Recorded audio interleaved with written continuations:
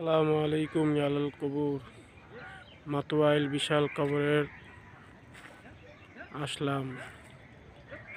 সবাই এটা দেখে সবাই কবরস্থানে আসবেন, আত্মীয় স্বজনের কাছে দোয়া করে যাবেন। সবাই আসবেন। বাবা মা শুয়ে আছে, আত্মীয় স্বজন শুয়ে আছে, সবার জন্য দোয়া করে যাবেন।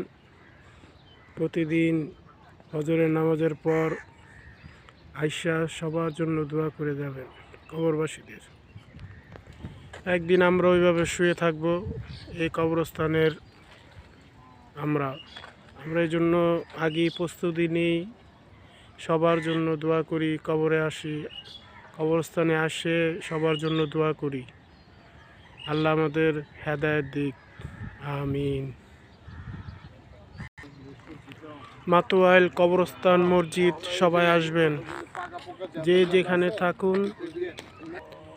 যেখানে থাকুন সবার নিজ নিজ জায়গার থেকে দোয়া করবেন এবং আত্মীয় স্বজনে কবরে থাকলে